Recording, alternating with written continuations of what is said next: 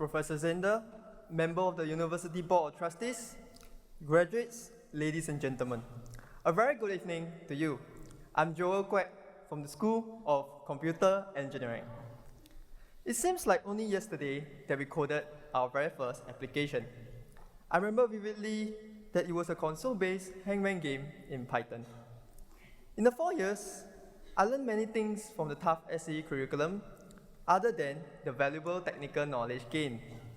For instance, if you or your group coded something beyond the project specifications, it will be termed as spoiling the market. And when other people came to know, it will spark off an arms race whereby many people in the lab group will be delivering twice the work as originally planned. I also learned that the lecture theatres would be always packed, only in the first year. And after that, most of us will be listening to the lecture recordings. While the university experience may be different for all of us, I believe we share many nostalgic memories as we look back to these days. Yes, we have endured some of the toughest moments battling out every semester, and we can all agree that we have one of the busiest schedules all around.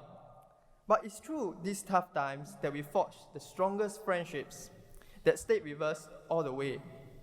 And while this academic journey has not been exactly smooth, we are all here today because we have persevered, and we deserve this moment of celebration. On a more personal note, those closest to me would know that my own university life has been a struggle.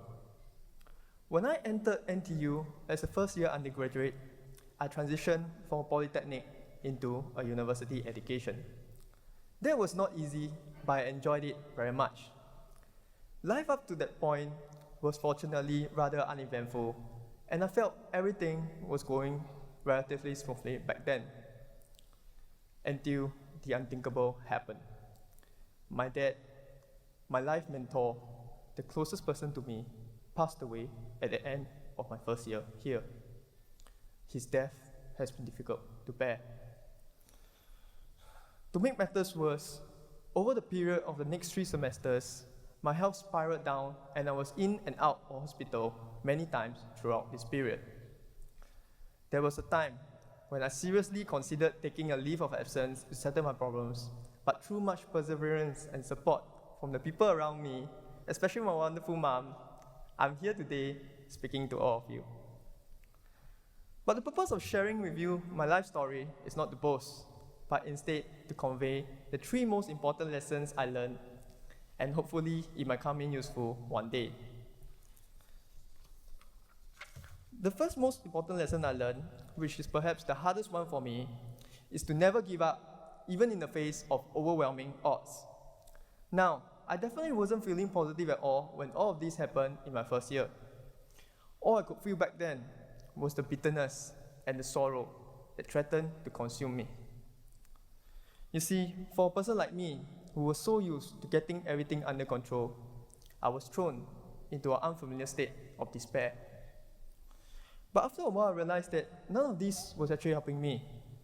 And true enough, life got better only after I resolved to put away all this negative energy away to turn things around. Therefore, I have learned that the old cliche is true. In order to overcome major obstacles in life, we really need to believe in ourselves that it can be done, that there will be light at the end of the tunnel. The second most important lesson that I learned, which is somewhat related, is that life doesn't always go your way. As computer scientists and engineers, we are all familiar with the concept of randomness. In life, there are many events that happen randomly that are not within our control, some of them not in our favor. But the way to deal with this is not to despair, but instead recover and make the best of it. We can't change the cards that we are dealt.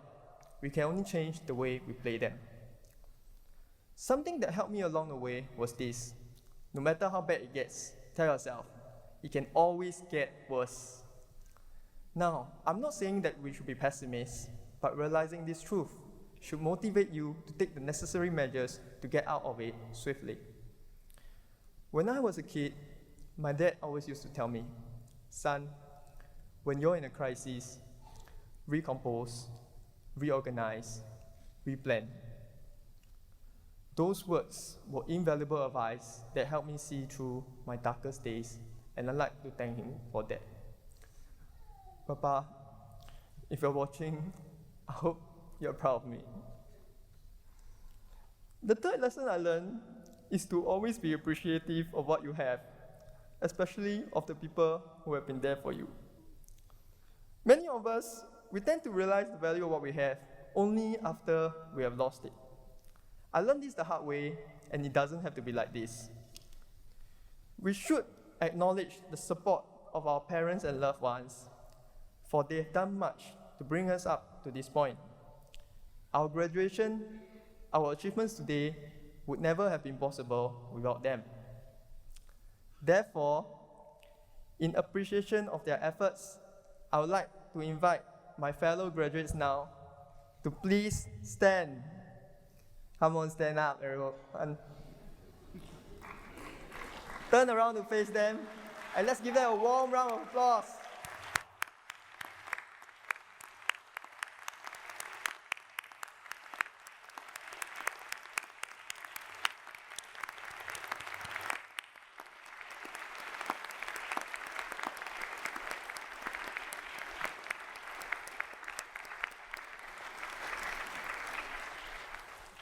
Thank you very much.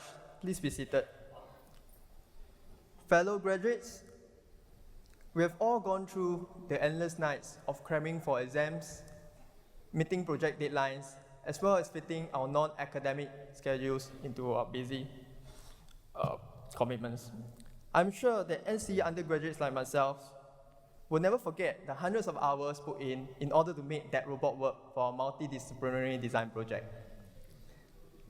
And for most of us, the struggle with the more difficult modules, such as Mr. Long Peng Chaw's discrete mathematics.